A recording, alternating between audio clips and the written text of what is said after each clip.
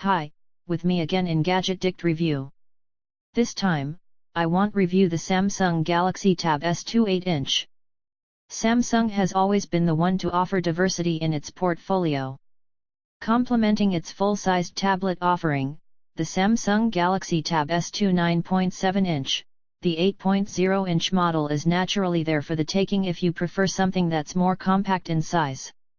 Steep competition is everywhere we look, including this space where 8-inch tablets can be fetched for under $300 at this point, so the $400 cost slapped to the 8.0-inch Galaxy Tab S2 might seem too high to some folks. Regardless, we're certain a few won't mind paying the extra premium just as long as Samsung's tablet proves to be a strong performer. Just like the 9.7-inch model, this 8-inch Galaxy Tab S2 takes its design cues from last year's Galaxy Note 4, exhibiting a slightly cleaner and more uniform design. Gone is the dimpled plastic chassis from last year's Galaxy Tab S 8.4, replaced instead by a matte plastic one that's available in black, white, or gold.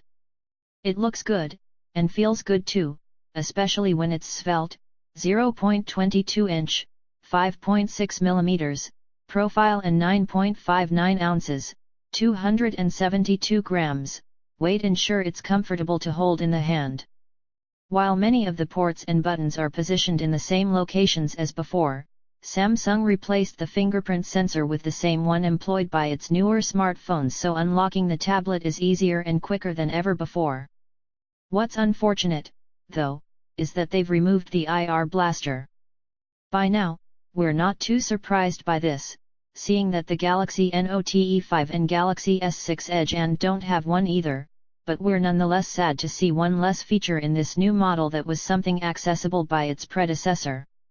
In addition to seeing its screen size go from 8.4 inches to 8.0 inches, it's also shockingly accompanied with a reduction to its resolution as well.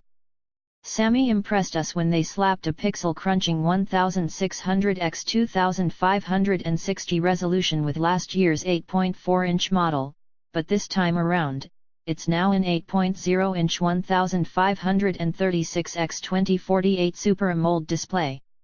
Even though it's sporting a lower resolution than before, its 320 ppi pixel density is still more than effective enough to produce sharp-looking details that are pleasing to the eyes.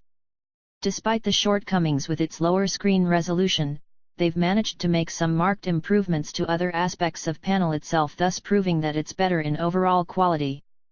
In particular, its 6800K color temperature and 2.18 gamma value are improvements over its predecessor, but even better is the fact that the basic display mode produces even more realistic, true-to-life colors than before.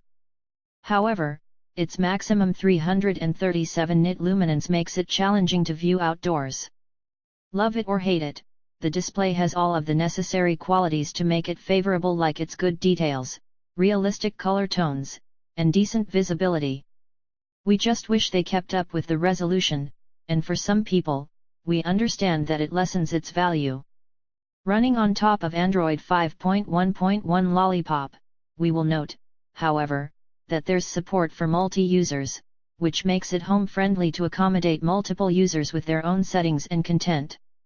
Besides that, there's nothing new here that we haven't seen before. Being a tablet, it sees some added features that we don't get exposed to with a smartphone.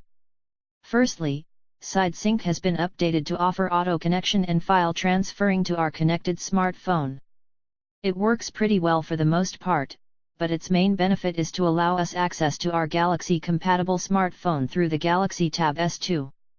There's also an improved reading mode that subdues the tone of the display, ensuring that our eyes don't strain when reading in the dark. And solidifying its package, it comes preloaded out of the box with the entire Microsoft Office suite of apps, so that includes Word, PowerPoint, Excel, and OneNote. Underneath the hood, it's armed with the same firepower found in the Note 4, an octa-core Exynos 5433 SoC accompanied with 3 GB of RAM and the Mali T760 GPU. Some people might be annoyed that it doesn't use a newer Exynos chipset, such as the ones in the S6 or Note 5, but there's no reason to despair because it's still quite formidable, especially when it handles side-by-side multitasking better than its predecessor. Over on the graphics processing side, however, it kind of struggles and produces choppier results than its 9.7-inch sibling in the GFX bench tests. On top of the 32 GB of internal storage it offers out of the box, there's room for expansion with its microSD card slot.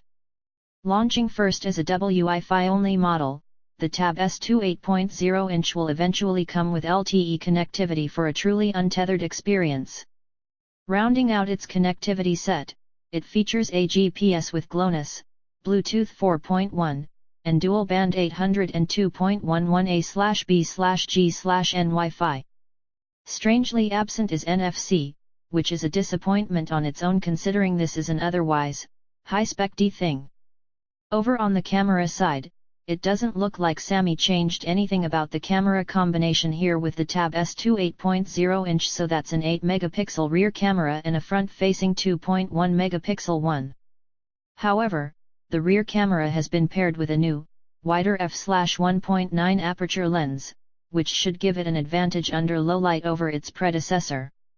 For a tablet, the cameras seem well within the threshold. Surprisingly enough, it actually beats its 9.7-inch sibling in our custom battery benchmark test. The 4000 mAh battery cell it's carrying manages to power through a continuous 7 hours and 4 minutes in our testing, besting its sibling's mark of 6 hours and 46 minutes. In our real-world experience, it's able to carry us well into a solid 1 day of usage, but we're normally finding ourselves having to recharge it nightly for it to be in a good capacity come the morning. There's a lot to think about if you are contemplating picking up the Samsung Galaxy Tab S2 8.0-inch. First and foremost, you'll need to know it carries a $399.99 premium to pick up. While steep, it's not all that surprising. For the price and all, you get an incredibly skinny and lightweight tablet filled with high-end specs and a better-than-average performance across the board.